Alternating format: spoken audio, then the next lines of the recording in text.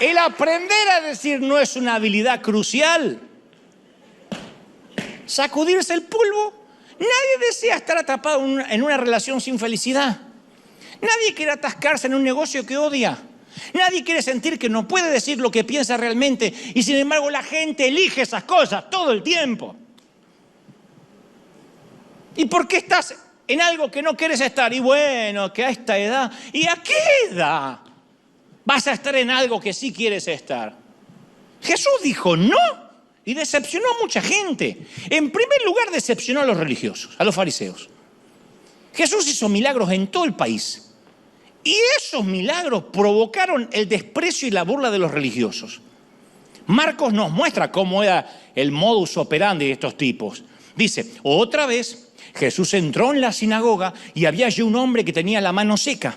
Y le acechaban para ver si lo iba a sanar en el día de reposo a fin de poder acusarle. No existían las redes sociales, pero existía el mismo parásito. Todavía no había sanado al de la mano seca y estaban esperando para acusarle.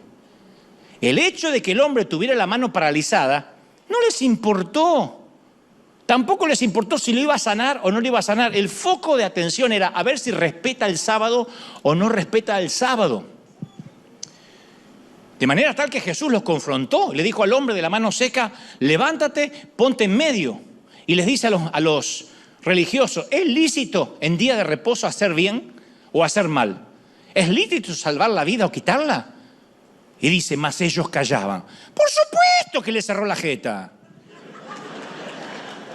Porque eran los guardianes consumados de la ley, ejecutores de la ley. Ellos representaban el legalismo en todo su apogeo. Son los policías de la santidad ajena, que hasta el día de hoy vigilan a ver cómo se visten las mujeres para entrar al templo. Son los maestros de lo tedioso. ¿Cómo que en River no hay altar? ¿Cuándo van a volver a la senda antigua? ¿Por qué suben mundanos? Hoy está acá Rodrigo Tapari, que hace un ratito lo saludamos. No es que seas mundano, pero no es que durante la semana vendés Biblia. Canta ahí. Y de tanto en tanto lo liquidan a él. ¿Y qué estás haciendo cantando con ese? Esos abundan. La semana pasada, no te miento, alguien completamente atacado de los nervios porque escribía con mayúscula en las redes, casi al borde del infarto, dice 42 minutos de mensaje. El mensaje bajo la flor de la semana pasada. 42 minutos de mensaje y nunca mencionaste ni leíste la Biblia. Me contó los minutos como si fuera el bar del fútbol. Me contó los minutos. Son los que hoy seguirían a Jesús y diría 40 minutos hablando de peces, semillas, monedas perdidas, cuentitos del hijo pródigo y jornalero, y jamás agarró los rollos de Moisés e Isaías. Y no. Y terminó el sermón del monte y no lo agarró. Pero esos son los maestros de lo tedioso, los docentes de un máster de la estupidez inútil. El Dios. Y Jesús, lleno de compasión por el lisiado, porque Jesús fue subversivo, hizo lo que había venido para hacer. Restauró al herido y les dijo no a la religión organizada. Los decepcionó. Quebrantó una de sus rídiculas leyes y lo odiaron por eso. No soportaban a un Mesías que coloreaba por fuera de las líneas. Porque para ello tenía que mantenerse dentro de los rígidos requerimientos de esa religión visca, miope y legalista, que todavía le sigue molestando al Señor y a mí también me molesta muchísimo porque no es que gente defendiendo almas, lo cual es noble. Es defendiendo, pero pisó el altar, pero cantó una canción mundana, pero cambió de vida. O sea, policías de la santidad ajena. Y tenemos todavía dentro de la congregación y de las congregaciones mundiales esos tipos que atacan a cualquiera que sale de la línea, de su línea, porque no es línea de Dios. En segundo lugar, Jesús decepcionó a su propio pueblo. Jesús se encuentra con personas que se habían reunido mientras que él entraba a la ciudad natal. Allí conocían a Jesús de muchacho. Siempre te lo digo, y lo voy a volver a repetir, insisto. Si Dios te bendice, es muy probable que decepciones a mucha gente que te vio nacer o crecer. Tú tienes más dinero que yo, así que tienes más obligaciones. Si te fue mejor que a nosotros, tu deber es ayudar a todos tus familiares, incluyendo a los primos que no conoces y los que te van a aparecer. Entonces, en algún punto uno tiene que decidir, no, hasta acá. Se acabó. Yo lo tuve que hacer. Porque yo, de repente, pasé a ser el redentor de la familia. Yo tenía que darle dinero a todo el mundo porque sí, a ti fue bien. Y es tu obligación. ¿Por qué? Siempre habrá algunos que quieren más de lo que merecen. Y los que buscan el reconocimiento del bronce no se sacian nunca.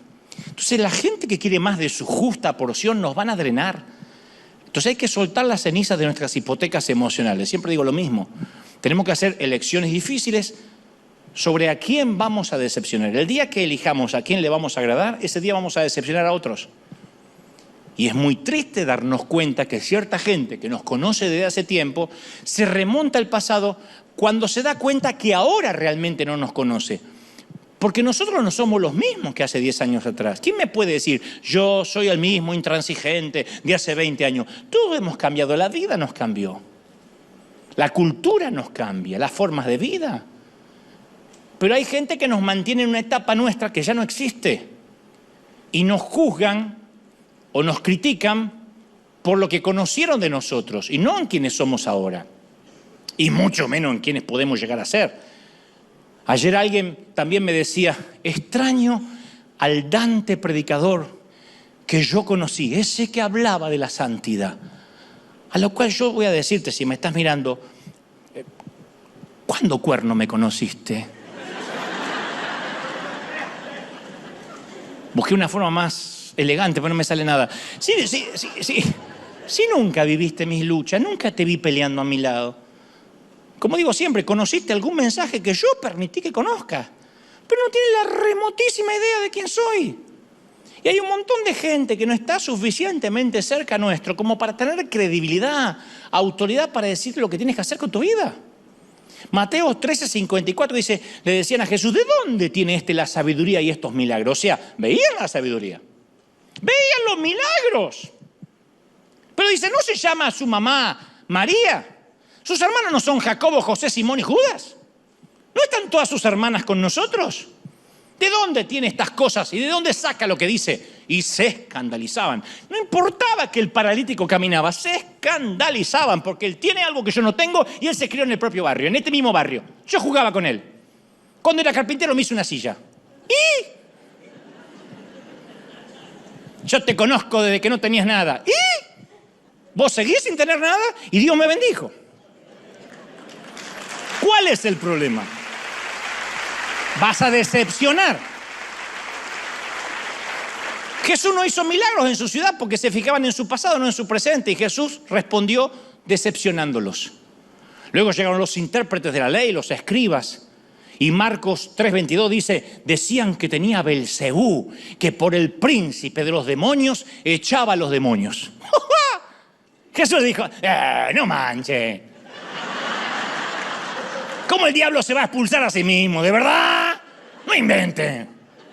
¿Cómo el diablo se va a echar a sí mismo? Hasta les responde con ironía. ¿Cómo un reino va a estar dividido y se va a echar a sí mismo? Pero cuando la gente ve la bendición de Dios en nuestras vidas y ellos nunca conocieron esa bendición y la desconocen, es lógico que se la asignen al diablo. Como ellos están decepcionados de ti, no pueden creer por qué Dios te bendice tanto. Ellos dirán, Dios también tiene que estar decepcionado de él como yo. Son los que piensan, si aquel me cae gordo, a Dios también. A mí me pasa todo el tiempo. Hace 35 años que hay gente esperando que me caiga y que me vaya mal. Y cada vez que el favor de Dios aumenta en mi vida, se lo asignan al diablo. ¿Sos Illuminati? Sí, salí de la oscuritati. ¿Sos de la masonería? No, de Boca Junior y el Barça.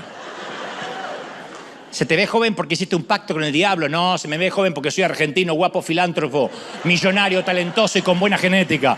Y revientan como babosas en la sal. El peor de los golpes que soportó Jesús fue de su propia familia. Los decepcionó. Marcos 3:21 dice, cuando se enteraron sus parientes, dijeron, está fuera de sí, está loco. Es más, su familia en un momento va a la casa donde él está haciendo milagros y se quedan afuera y dice, dile que salga. No querían tener nada que ver con él. ¿Conoces el dolor que tu propia familia se vuelva en tu contra? Esa es una segunda categoría, gente difícil que no es opcional. Hay gente difícil que no las podemos quitar de nuestras vidas, que no es opcional. Los jefes, las suegras, los vecinos de la puerta de al lado, los compañeros de trabajo, los cónyuges, los hijos, los padres. No podemos descartar cualquier relación difícil. A veces es imposible, porque la vida real no es así. Hay gente que es sangre. Entonces, ¿podemos tirar por la borda cierto lastre? Sí, pero en esa lista no deberían estar quienes te firman el cheque, quienes te trajeron al mundo. Entonces, ¿cómo hacemos para manejar las relaciones difíciles que van a permanecer toda la vida con nosotros? Ahí entra en juego la gracia. Cuando las relaciones se traban, la gracia engrasa las ruedas. La gente difícil y compleja lo es por una razón. Esto no es excusa de la mala conducta, pero a veces uno tiene que entender las lesiones de la infancia, las heridas escondidas, y eso amortigua los golpes. A mí me ayudó mucho para sanar con respecto a mis padres. El entender cómo lo criaron a mi papá, cómo la criaron a mi mamá. Entonces la empatía es la herramienta preciosa para la paciencia. Uno tiene que tratar de entender qué hay bajo ese disfraz espinoso. A veces hay gente acá a la iglesia que llega muy malhumorada, muy enojada, y se puede enojar desde por un café a por un asiento. Y uno tiene que entender que debajo de ese disfraz hay un niño o una niña asustada, y eso ayuda a transitar el camino. Uno se pregunta, a ver, ¿cuál es el detonante de esta persona? ¿Dónde se originó este comportamiento hostil? ¿Fue abandonada, maltratado, luchó? ¿Qué la asusta? ¿Qué teme perder? ¿Qué está intentando ocultar que no se vea? ¿Qué la hace estallar y por qué? ¿Contra qué debilidad está luchando este hombre? Entonces la vida es más dura y severa con algunos que con otros. Y uno a veces como familiar tiene que hacer el viaje un poquito más fácil o más difícil. Porque hay gente que son miembros de nuestra tribu. Puede que sea tu hijo, tu propia madre, que se pone peor con los años. Viste que los padres no van cambiando con los años para mejor. Van acentuando lo que eran. Cada vez la mecha es un poquito más corta. Que quede claro que yo adhiero a la instrucción de Pablo. Si es posible, en cuanto dependa de ustedes, vivan en paz con todos. Romanos 12:18. Pero esto no significa que no tengamos que poner límites. Nadie debería despreciarnos, nadie, ni humillarnos. Esa no es la manera de Cristo, ni por la parte del que la da, ni el que la recibe, la humillación. Y te cuento algo, el truco de los límites debe ser acerca de nosotros, no de la otra persona. Aprende esto, llévate esto esta mañana. No podemos controlar a nadie. No es nuestra tarea cambiar padres y cambiar cónyuges. No estamos alterando la conducta del otro, sino aclarando lo que nosotros estamos dispuestos a aguantar. Porque a veces en nuestra ansia de armonía permitimos maltratos, priorizamos la paz en vez de la confrontación, y tienes un nene de 12, 13, 14 años que es un maleducado, que no paga renta, que vive en tu habitación, que come porque le haces la comida, tiene calzones porque se los lavas y le aguantas que te falta el respeto. No lo intentes cambiar, tienes que decir hasta acá. Y traza una línea y te dice, o te mantienes solo o acá respetas. No orar para que Dios lo cambie. Tienes que marcar la línea. Permitir que alguien te hiera una y otra vez no es bondad. La gente nos tratará como dejemos hacerlo. Hay veces que hay que salir con elegancia, tomar la dignidad.